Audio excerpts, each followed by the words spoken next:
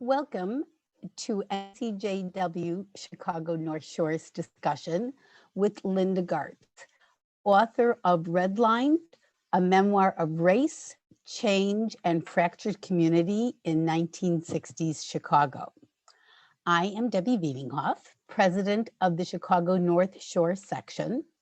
Before I introduce Linda Gartz, as always, there are a few Zoom reminders to share. You all have been muted for the first portion of the presentation. Please keep yourself muted to help minimize feedback noise. You will be able to unmute yourself during the question and answer period to comment and ask questions. To have the best Zoom experience, I suggest you use the speaker view setting on your computer. Just click on the view icon in the upper right-hand corner and choose speaker.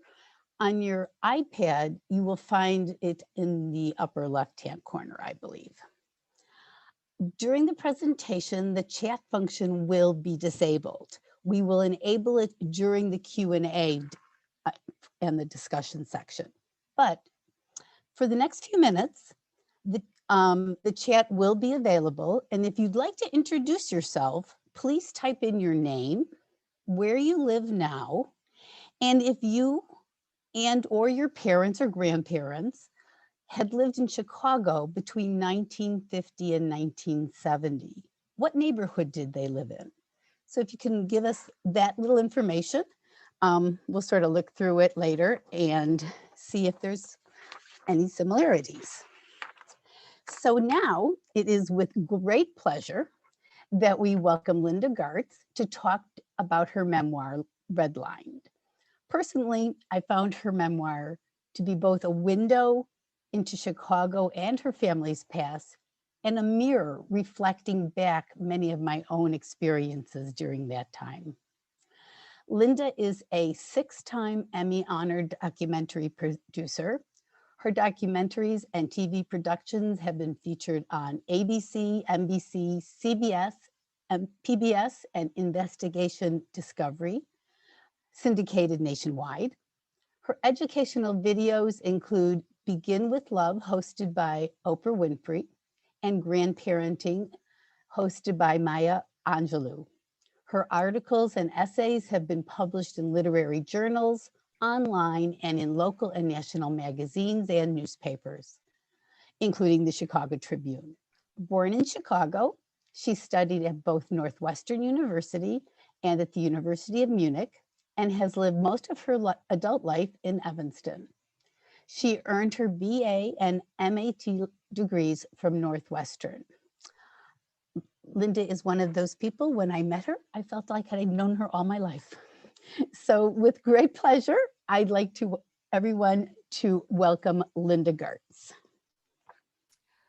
Well, hello, everybody. I am delighted to be here. Thank you to the National Council of Jewish Women for inviting me. And a special shout out goes to Debbie Wiedinghoff and to Melissa Prober for helping to plan this whole thing, and to Melissa for getting this whole PowerPoint together, which is not my expertise at all. So thank you to you both, and I'm delighted to be here. I'm delighted to be here to be talking about my book, Redlined, which in its simplest summary, I would say is the story of my parents growing up, I should say my parents on the west side of Chicago, where I grew up, before, during, and after the neighborhood's racial change. And it's interwoven with the history of redlining. Now, redlining, I'm going to get into a little more later, a lot more actually, but at its simplest, redlining in America was the federal government's discriminatory policy of refusing loans, especially home loans, to African Americans and other minorities from 1933, when it was started under the Roosevelt administration, through 1968, when the Fair Housing Act made it illegal.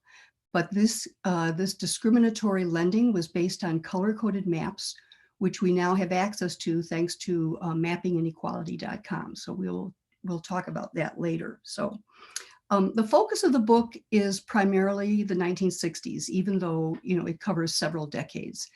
And you may remember the 1960s as being one of the most tumultuous decades of the last century. But I wanted to start tonight by also acknowledging that we're living in a very tumultuous time right now, which you all know.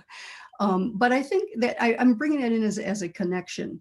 You know, the latest figures I've seen is that more than 220,000 Americans have died from COVID-19, and we've all been hunkered down, and we're trying to help raise our, have our children learn on video. It's just such a difficult time. But that deaths, the 220,000 deaths, is especially distressing when we realize that twice as many African Americans are dying from the coronavirus than white Americans. And I think that I can draw a straight line from redlining to that fact today, why African Americans are so much more vulnerable to this disease. 4.5 times more African Americans than white Americans are hospitalized because of COVID. So we will find out as we go on here several of the reasons behind that. So we were all hunkered down and nervous and seeing people dying because of COVID. And then on May 30th, we had the horrible experience of watching George Floyd be murdered by a white policeman kneeling on his neck in a very casual stance. And what arose out of that were spontaneous protests around the world from hundreds of thousands of people. This is a picture of just one.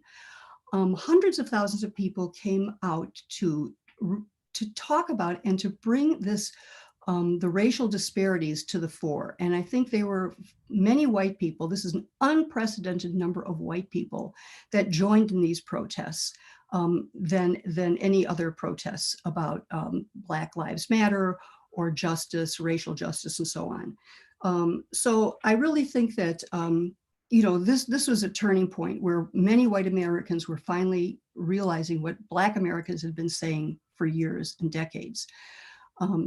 Now, when I saw these protests, as many of you also know, there was many in Chicago. And as usual with these kinds of protests, though many were peaceful, there were always some bad actors, thugs, anarchists, people who just like to sow chaos or just are criminals. And they took advantage of these peaceful protests to do looting. And I chose this picture. This is a man named Wasid Musa, and he's sitting amidst the rubble of his looted store, which was called African Food and Liquor in the 4100 block of West Madison Street.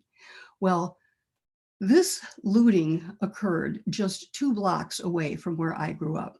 And it was like a deja vu experience for me because, of course, in 1968, this same area was looted and rioted in, and many, many buildings were set on fire. In fact, if you go to the first page of my website and click on my video for the book trailer, in the first few seconds, I was able to capture the actual flames that were filmed at the time. And they're as far as the eye can see, the west side was on fire.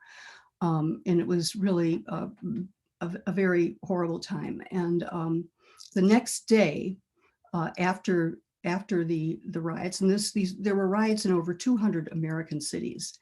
And I think we have an image of what the aftermath of this looked like. This is a picture of one block on the west side of Chicago after those fires, after Martin Luther King was murdered.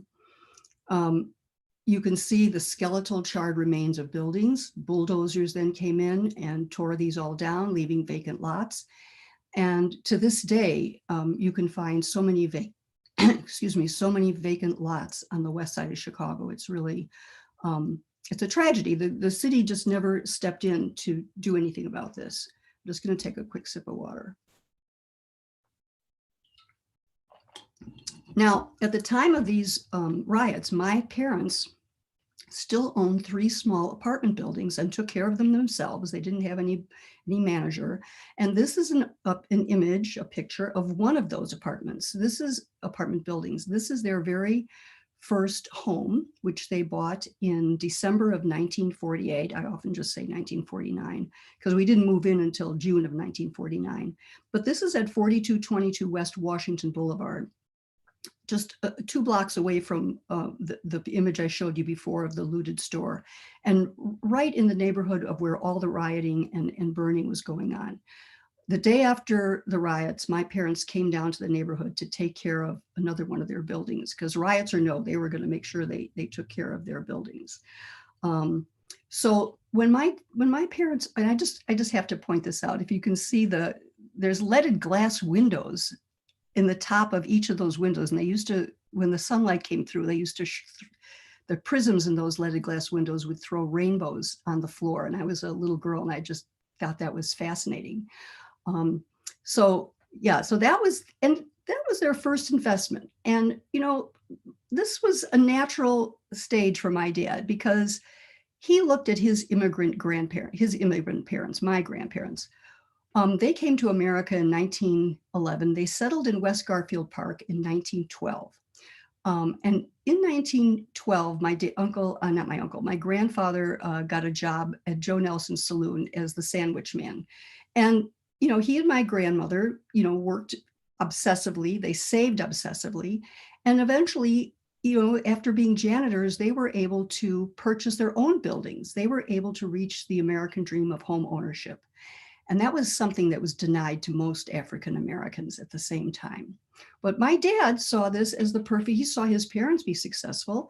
In 1950, the census showed that this neighborhood was 99.75% white. We don't want to miss that 0.75%.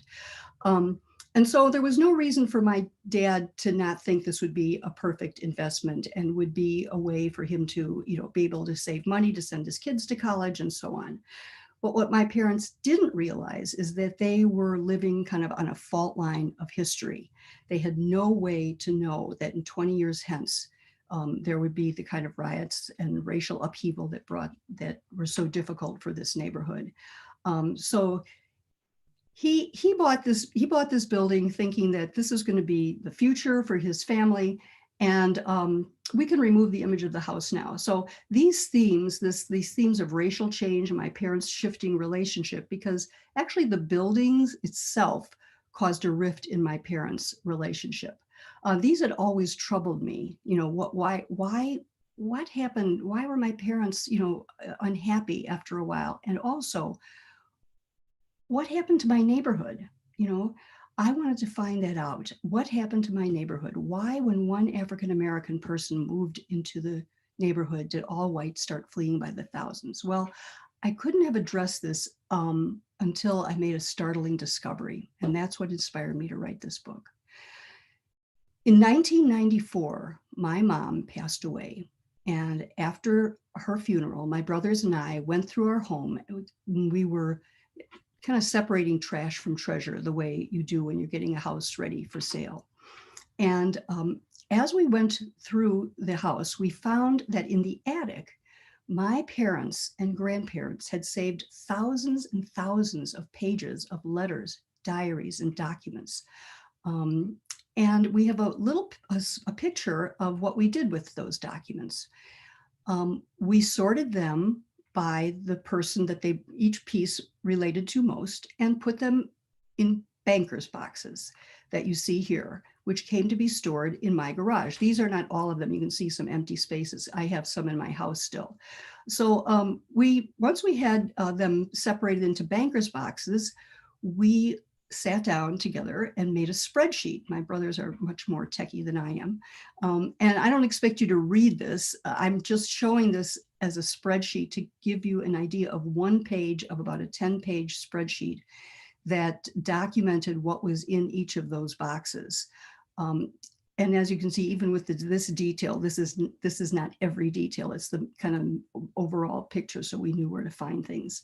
But I didn't have time to go through all this stuff when I was when we had actually found it. So it came to be stored in my garage for many, many years. I was busy raising 2 little boys, and I just didn't have time. But then somewhere about 2002, a nagging voice started coming at me saying, gee, I wonder what's in those boxes. And I started going through them. Here is an image of a tiny, tiny portion of one box. You can see here, I've got several diaries open. We sorted them like all the diaries are in the same banker's box. Down below, you can see, pictures there's one picture of me and my husband back in the day, and lots of other pictures from Europe and the 20s, 30s, and so on. So once I started pulling out some letters, I started reading some World War II letters that were to and from my uncle, who was studied to be a navigator. And I think we can lose this picture now. Anyway, my uncle was studying to be a navigator in World War II, and the letters flew back and forth, and they were so vivid. It was like I was whisked back to the 1940s.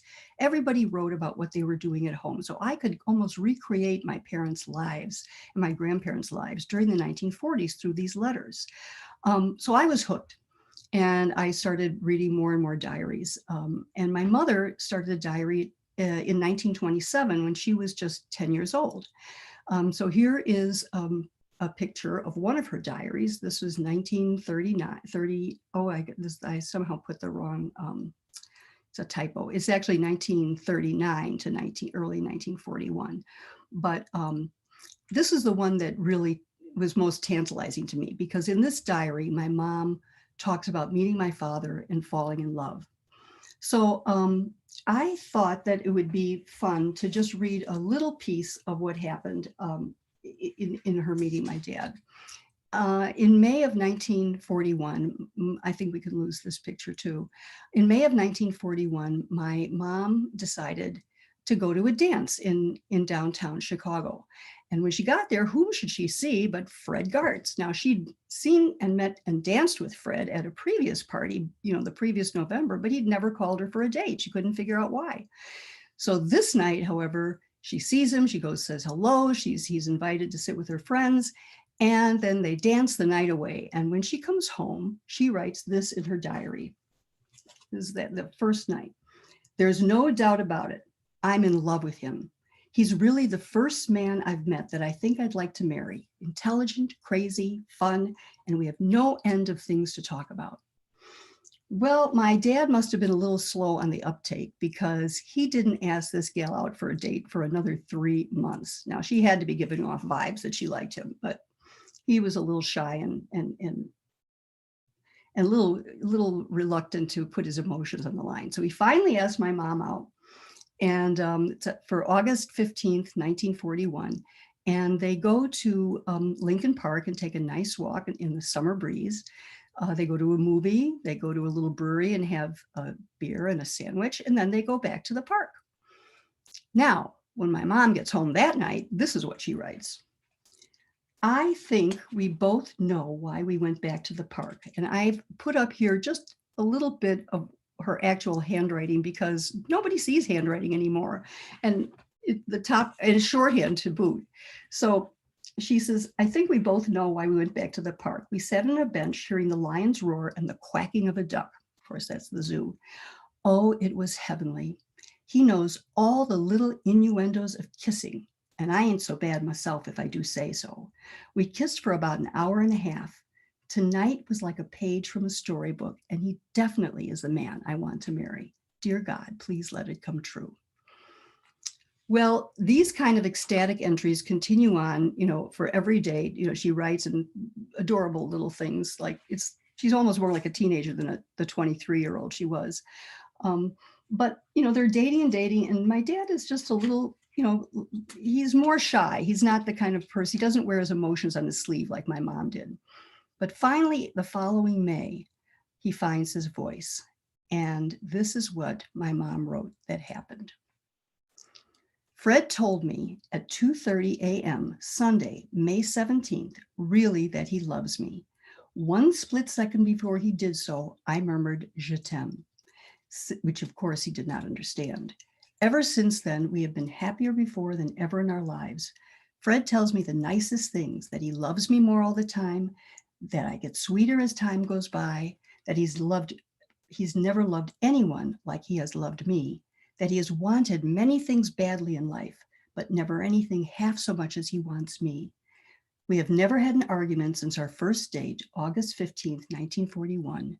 So if we won't be happily married, who will? Well, I chose this picture because it's one of the earliest pictures I have, and it was my mom and dad at North Avenue Beach. But that last line of hers, if we won't be happily married, who will? I think it's a very common feeling among young people in love. But unfortunately, when I was a teenager, my parents were definitely not happy. My mom was screaming at my dad because he had saddled her with this rooming house, and my father would retreat because he hated to have any kind of arguments. So I wanted to figure out, what had happened to my parents' relationship, and I thought maybe if I read all the diaries and letters, I would find that out. But there was another thing I wanted to understand. I wanted to understand what had happened to our neighborhood. Why, after one African-American person and family moved on the block, why did all the whites flee? So for that, I couldn't turn to the diaries. I had to turn to research. And so then that's when I really discovered what redlining was all about.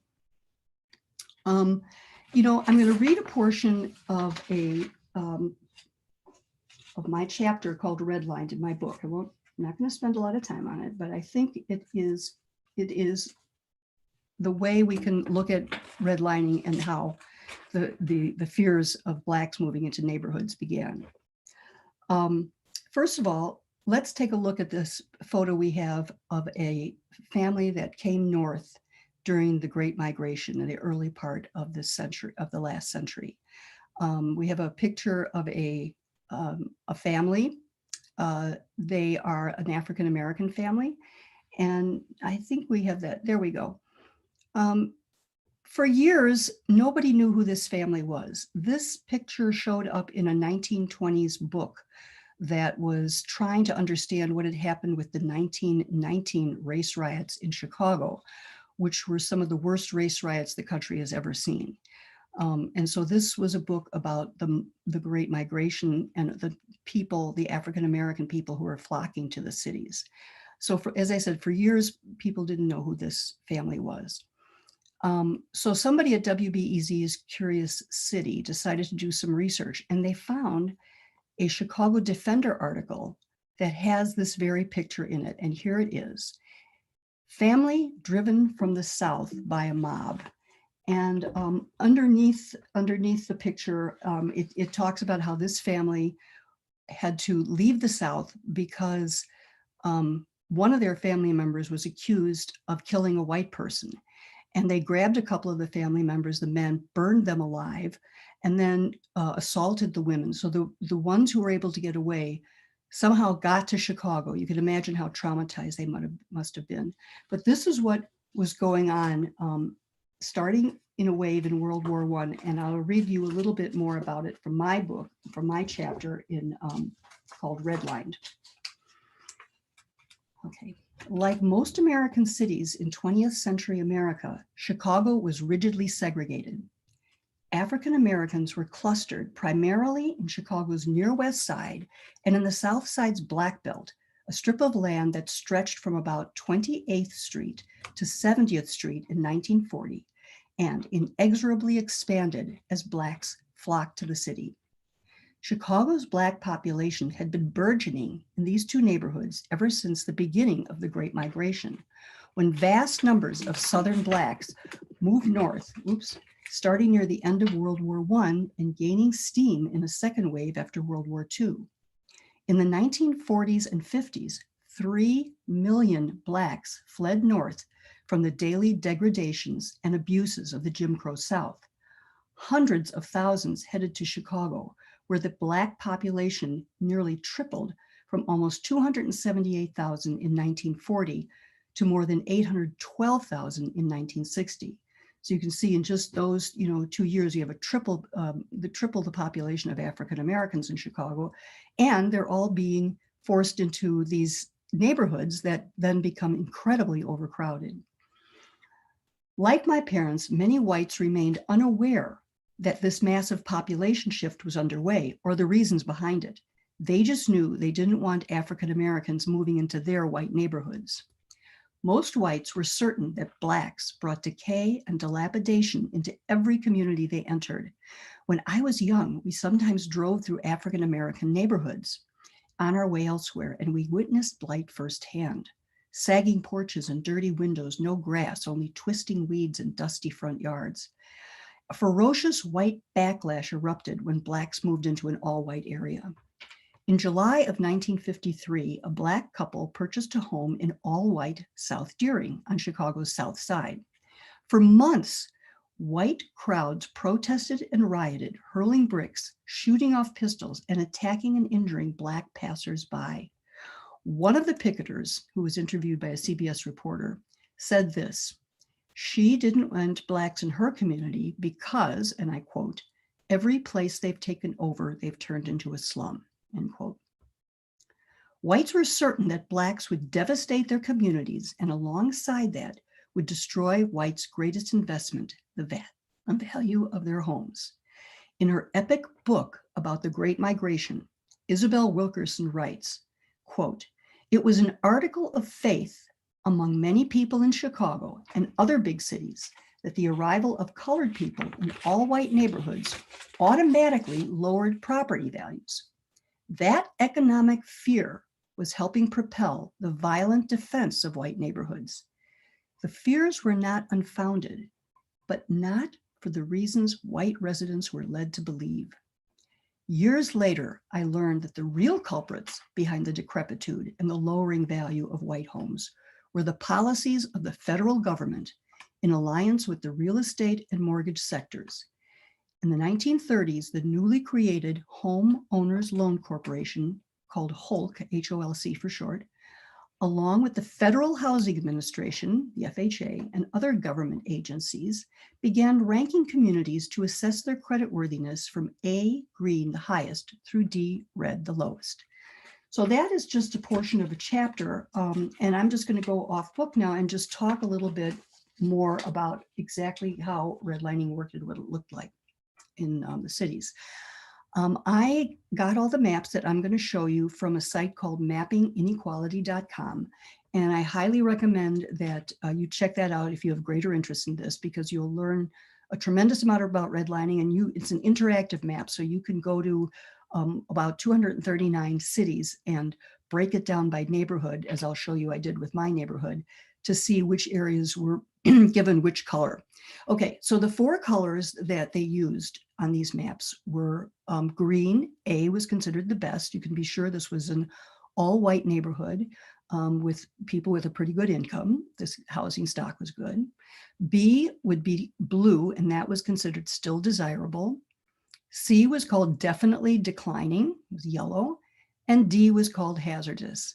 These colors were meant to help banks and real estate people understand which communities were safe to lend money in. And hazardous, if a community was labeled hazardous, it was also called redlined. No mortgages were to be given to anybody in that neighborhood. And it would be called hazardous for many reasons. It could be because the housing stock was very old and poor, but often it was because of the type of people in the neighborhood. Sometimes they would even say, you know, Italians are coming in. Foreigners seem to be a big issue for the people who made these maps. But for sure, if one African-American person lived in a neighborhood, then that neighborhood was redlined. And nobody in that neighborhood could get a loan. So whites could flee, they could go to the suburbs or whatever, wherever, and that's where the FHA money went. It all went following white people to the suburbs, and there was very little FHA protection given to any African Americans. This map I'm showing of the United States, because I think it shows how widespread across the entire country redlining was. It's usually in bigger cities, but you can see it stretches from Seattle to Miami.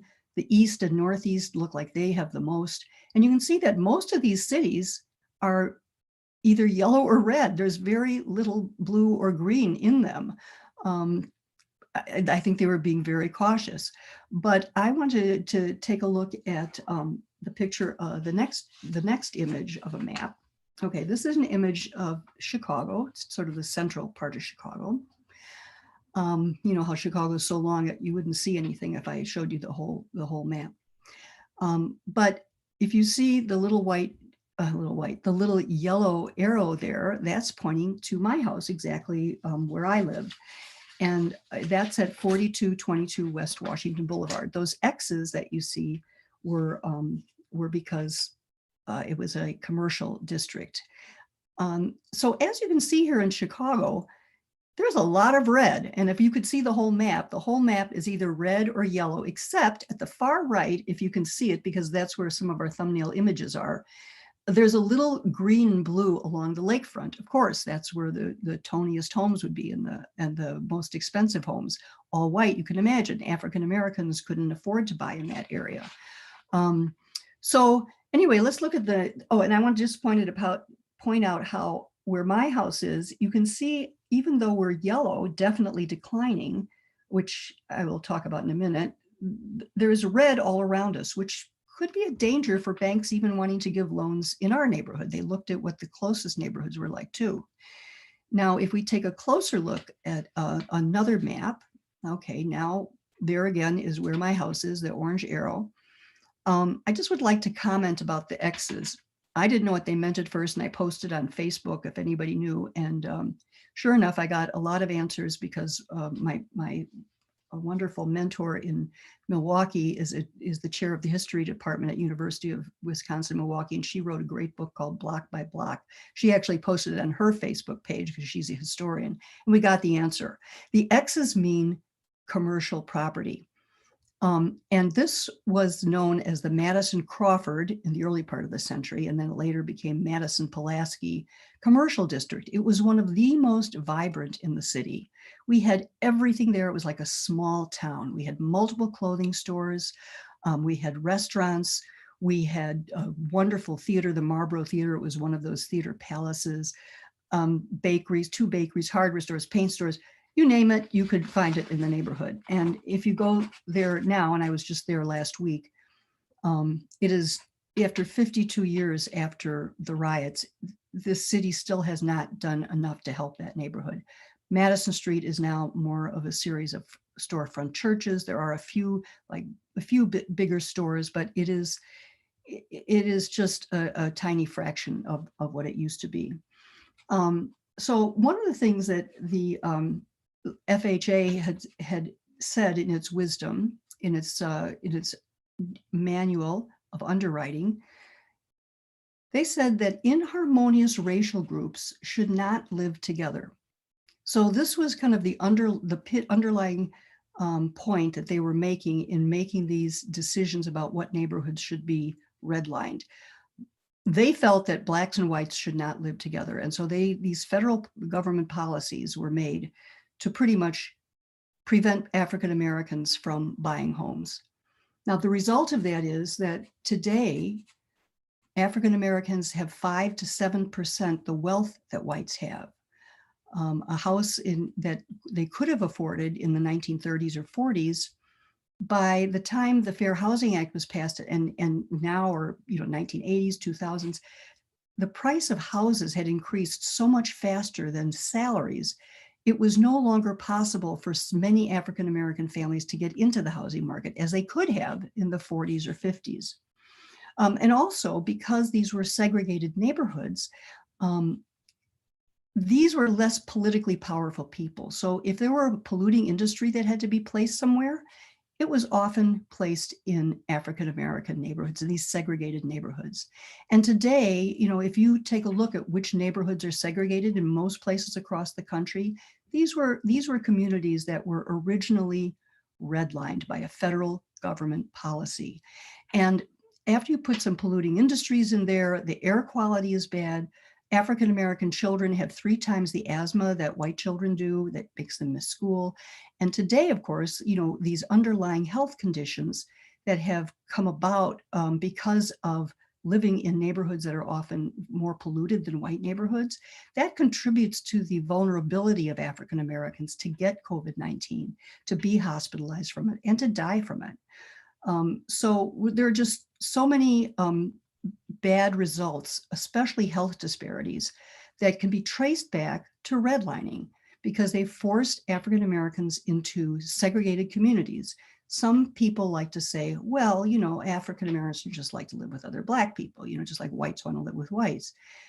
That would be called de facto segregation. But if any of you may have read The Color of Law, Richard Rothstein explains very clearly that this was not de facto, this was not by choice. This was a government policy. It was de jure, as he puts it, segregation by policy. So in any case, I feel that, after I had learned about redlining and I saw what happened with my parents and their relationship, and then what happened to our neighborhood, and my parents continued to stay and own property in this neighborhood, actually until my mom died in 1994. That's when I sold the house on the west side, the 2-flat that I showed you originally. We had moved 5 miles north, but my parents kept coming down to the west side to take care of their buildings. So, I felt almost compelled to write a book about this because I felt that it was a way of taking a family story and being able to tell also the story of redlining by interweaving those two things. I think it's more accessible to many people than sitting down with a big academic book. So you get sort of the basics of what redlining is and what it did through the eyes of people who had boots on the ground before, during, and after racial change, and how their own opinions of African Americans changed once they were able to find them as neighbors. My mother wrote in her diary, a few months, the first African American family moved on our block in June of 1963, and my parents, they were upset, like all the white people in the neighborhood. This is not good, they felt. But anyway, in a few months, she writes in her diary, "I am not at all unhappy in this changing neighborhood. I like my neighbors." And then she gives an example of many things, how kind and good the neighbors are. So we'll just look at the last slide and I'll finish up so we have time for questions. I put up the mappinginequality.com website, so you can check that out. And also my website has lots and lots of information.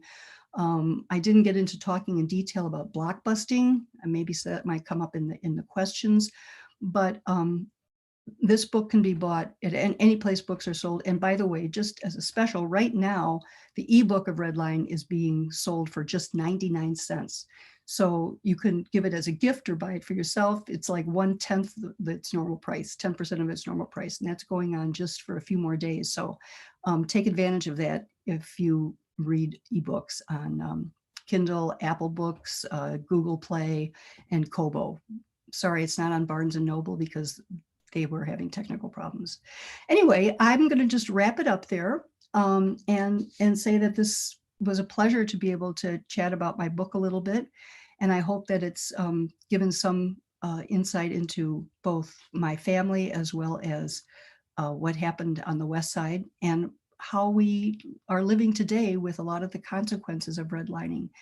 Redlining is a perfect example of systemic racism, which so many in upper parts of our government refuse to believe exists, which is crazy.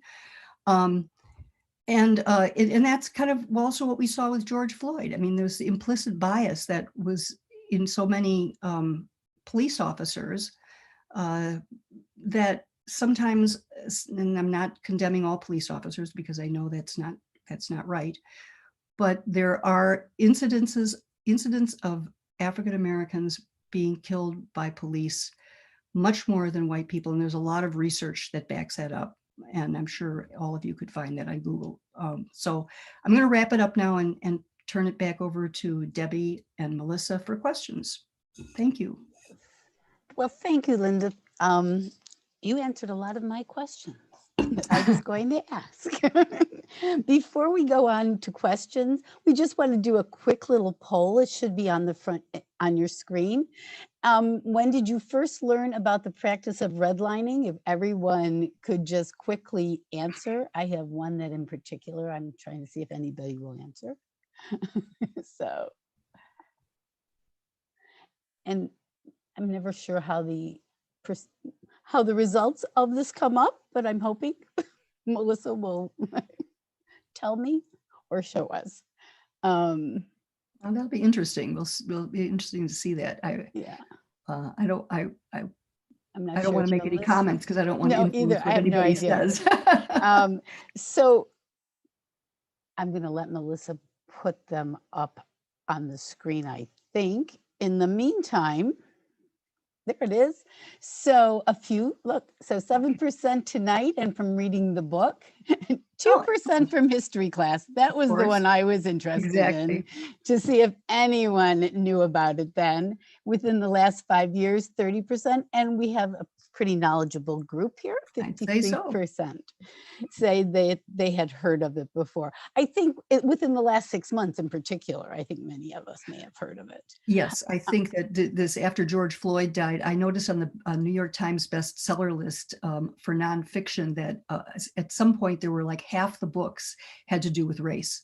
So I think a lot of people after George Floyd's death, trying to understand what would why that could happen, were trying to get themselves more educated about race. Yes. But when you think about 53%, so here's this policy that has really shaped our cities. And I think I'm delighted that the 53% no, but it's really, we can see how our education fails us. This is not, I think Richard Rothstein said at one of his presentations I saw, it's the Color of Law author, he said that the most used textbook in the country has like one sentence about redlining, and it's in the passive voice, like African Americans found themselves in all Black neighborhoods. Found themselves, like somebody was like aliens put them there. I'm actually surprised that 2% actually heard about it in their classroom. Yeah, that would be a lot. They must be younger. Yes, yes. So we do have a few questions. One was, it's from Amy. If you don't mind sharing, what did you find out about why your parents became unhappy? What? Okay, well, I didn't story. Okay, there it is, sort of long, but I think I can sum it up. Okay, well, as I mentioned, they bought that house that was on the screen for a while. You'll get to see a beautiful house. So my dad had it in his mind he wanted to change this into a rooming house, which of course was not technically legal, but that time you could just get away with anything. But anyway, my parents, unlike other people who would have done this, were very fastidious about building care.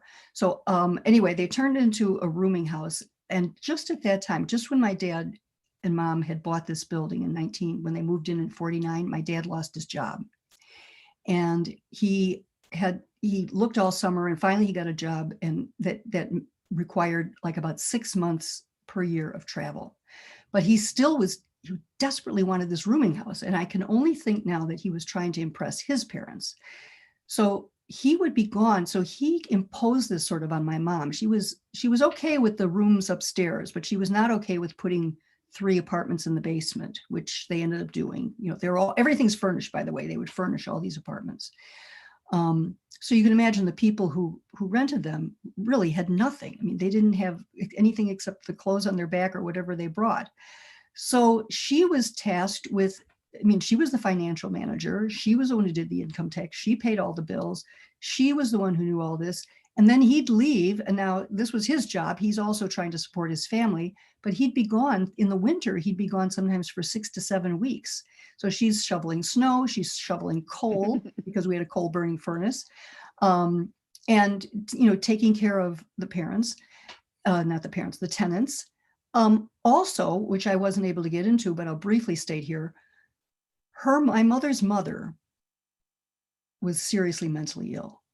And my mother brought her into their home in like 1943, right after, like 10 months after my parents were married. They put this, I'm going to just silence this phone that's boinging. That was you. That was me. I should have silenced it. I was going to say, well, she does that. So her story is it's much more than about redlining. It's about mental health issues. It's about feminism. It's about a number of different issues that were going on in the 60s, which I thought was very relatable. So you can continue. Yeah. Okay. Yeah, but it is. I mean, I kind of was focusing today. It's a big story. Yeah. But anyway, so we have this very, very mentally ill woman who's living in the house, who actually physically attacks my mother and father. And, so this, I think, really, my father I don't know any other man that I've ever met that would have accepted this for 15 years. And he did. So but he was, I think he became resentful. Then my mother became resentful because he wasn't happy to have this very mentally ill woman in the house. So all these things kind of ate at their relationship until like finally in like the late 60s, early 70s, my mom had just had it. And she was a very emotional person. And she, didn't, what they needed was counseling. But anyway, that was out of the question. And if I had known then what I know now, I would have really, really encouraged them, especially even my mom alone, into counseling. But anyway, so all these things ate at their, and then my father's parents were also very unkind to them. So all in all, it was just outside pressures. I mean, they were so happy, and it really is distressing to think that this home that, they'd saved for my mother's entire salary for 4 years to buy it, became a source of undermining their relationship. So that's kind of what happened in a nutshell. But there's a lot more detail. We have a few other questions. Okay. One was that if so many African Americans have missed the opportunity for wealth generation through the housing market, what is the solution? What do you recommend? Oh, just fix the whole problem, would you, Linda? Do you recommend reparations? Is that a part of it? Yeah, I see what you're saying. Sure. Well, that is, I mean, there is a recent book that has come out. I heard an interview on NPR where the authors make a very strong argument for reparations. And these particular people believe that the reparations should be given directly to African Americans in the form of, real money, real cash, because I mean, literally, billions of dollars were plundered from African Americans because they were unable to invest in the market. And even today, their houses in Black neighborhoods of the same quality as a house in a white neighborhood will be worth a lot less. So then there's also the idea that has been floated around of just investing more in the communities themselves. In other words, we've seen how with this pandemic, there's money. If there's a disaster or something that we need to fix, we are able to send money to, millions of Americans who lost their jobs, which I'm delighted we could do. But we're always saying, oh, no, we don't have any money for reparations, even though, all of us who are able to buy houses and invest in the market, one friend said to me, well, but if you give reparations, if you, give something back, that's my money. You're giving back my money. But my point is that we have all benefited, even if we didn't cause this, we have benefited by being able to invest in property and have intergenerational wealth that we can pass on to our children. So I think, I don't have the answer, obviously. First of all, we have to first acknowledge that this is a problem, which, right now our present government won't even acknowledge that such a thing as systemic racism exists. So it's going to have to be a bipartisan discussion that, that's going to go back and forth. I think money has to be infused into these neighborhoods one way or another. Okay. There are many other questions coming in. Okay. So I'll try to make it quick. I'll try to shorten my answer. One question is from Ria. You said that most of the people in Chicago were unaware of the Great Migration of African Americans from the South moving north. Mm-hmm. Why do you think they were so unaware of this happening? Well, all I can, I think because we just lived in separate worlds. As I write in the book, when we lived in our all-white neighborhood, we just didn't have to do we had no interactions with African American people. The African Americans, when they came to Chicago and other big cities, were generally shoved into these segregated communities. I mean, sometimes these houses would be split up and have like 7 apartments in what would have been 1 apartment. And these were really, these were terrible. They weren't maintained. They had toilets and closets. They were just falling apart. So they were in a separate world. I say that, we never saw African Americans unless we drove through an African American neighborhood. Now, there were no African Americans on TV. there were, except for Amos and Andy, you know, which is now considered racist. The first time I saw an African American in a starring role was in with that Robert. What was that I called? Spy. Thank you. I Spy. Thank you. We remember it. So, I mean, that's how memorable it is, right? The first time you see an African American. When I was at Northwestern, my junior year, we nominated an African American young woman, Daphne Maxwell, who's now an actress, you know, was the first African American ever to be homecoming queen. You know, we're all in separate worlds. So that's why I know my parents didn't know about it. They just figured blacks have their neighborhood and we have our neighborhood, and that's how it should be. I think you're right. So a number of the comments are about different cities. So I'm not sure how much you know about these things, Yeah. but I will, maybe just one of the comments here was from Kathy. She said, in St. Louis, where she grew up, the problem was so bad that the city established the first land bank in 1971 to deal with the issue. And then someone else said that in Detroit, these land banks were also established. Are you familiar with those? I'm not really familiar with the land banks. I'm assuming that these were banks that were going to try to lend money at better rates to African Americans. Is that? That's what I'm gathering from what was written. That's what I gathered from Yeah. that. Yeah, I didn't see that in Chicago. Okay. I have, perhaps you could just speak, I know we're running out of time, speak to the other problem I think that you talked about in your book was about contract sales. Oh yeah, sure. I don't think we touched on that. Yeah, this is a big deal. Because of redlining, nobody could get a mortgage in a redline neighborhood, not even the white person. Okay, so the maps I showed you, if you go to mapping inequality, you can see them little sections by sections of a community. So what happened was, if a white person then wanted to leave the neighborhood, or maybe didn't even want to at the time, but these unscrupulous real estate agents would go to the white people's homes, or they would call them and say, you know, this week I might give you, let's say, $10,000 for your house, but next week it might only be $9,000. So they panic peddled. Sometimes they would actually hire an African American woman to walk in the neighborhood with a baby carriage so that people would think that the neighborhood was going colored, as they would say at the time. And so they would buy from the whites at undervalued prices, and then they would turn around and sell them to African American families. But since they couldn't get a mortgage, they had to buy on contract. And buying on contract meant that you never held a deed to the house. You were paying money, but this money was not going toward the house. There's a protection in a mortgage in that you are building equity as you pay. But African Americans in these neighborhoods could sometimes pay up to 50, 60% the value of their home. And if they missed one payment, they were evicted. I have a link on my website I have a lot of resources, and it's to an article called Confessions of a Blockbuster. It's from the Saturday Evening Post in 1962. You can click on that link if you're interested. It's not a real blockbuster, but someone who wanted to expose blockbusting. So he called it Confessions of a Blockbuster and wrote it in first person to say, if you can't make money in this business, you don't know what you're doing.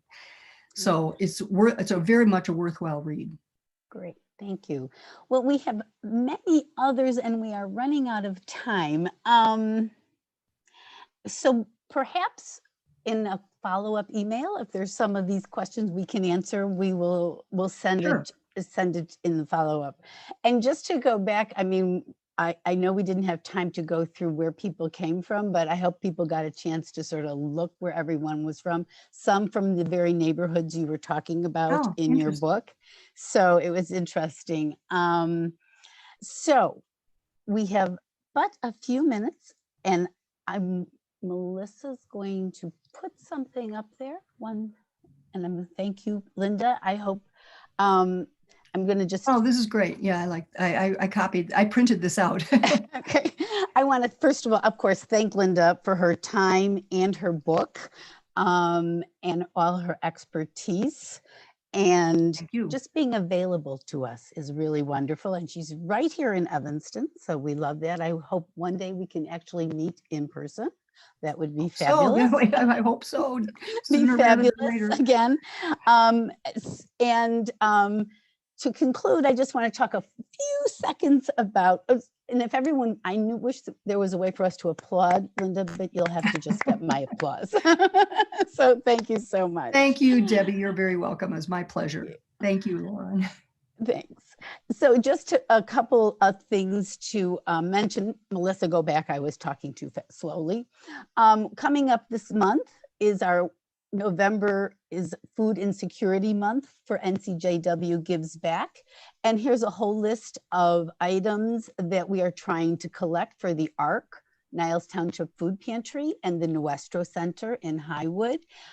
For more information and to see the list and even to register about pickup or donation sites, you can go to our website, ncjwcns.org.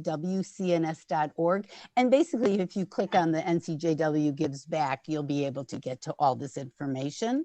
So in November, if you could do that, the first pickup collection dates are the 8th, 9th, 10th, and 11th. Next, just to talk about a save the date. We're doing cookies, cocktails, and conversation on Sunday, December 6th. It's a Sunday afternoon at 4 o'clock, intergenerational, hoping to celebrate the holidays. We'll have Rabbi Danya Rutenberg with us, and she'll light the candles and tell a little Hanukkah story, and we have other things planned. So hopefully, if your grandchildren live across the country, they can join you on Zoom for this event. More information to come on that one. And then finally, we all know that next Tuesday is Election Day, and that we might need a little sense of community, maybe a little inspiration, a little spiritual nourishment. So NCJW National is hosting this event. So there'll be some Torah study opportunities, musical performances, meditation moments, poetry readings, and more. And we'll have artists and musicians and rabbis. So if you need a little nourishment while we're waiting for the returns to come in, it might be a good place to be. It's going to go on for most of the evening, so you can probably come in and out. I think you need to register for this at ncjw.org, correct? Yes, Melissa wrote that in the chat. And that is our evening. I hope you enjoyed hearing from Linda. If you have not read the book, please go out and get it and read it, especially if you are a child of the 60s. I think much of it will ring true, especially if you grew up in Chicago. So, yeah. And don't forget, if you do have if you do read on a Kindle or anything, or any of those devices, it is 99 cents. Quite the bargain. Until the scary day of Halloween. So, okay. So thank you all for joining us. And enjoy the rest of your evening. Oh, I forgot one thing. Thank you, Melissa. Just a little survey up here to help us plan our 2021 programming. Tell us what top 2 action items you'd like us to bring to you virtually. What do you want to learn more about? Because we are going to be virtual for the next forever, it seems. So whichever 2 you think you'd like to learn more about, just click on those and we'll see where we're at.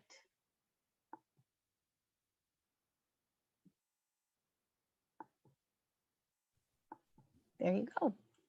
And once you do that, good night, everybody, and thank you for joining us. I hope you'll come to one of our other events. Thank you for having me. Thank you, Linda. Okay, bye, everybody.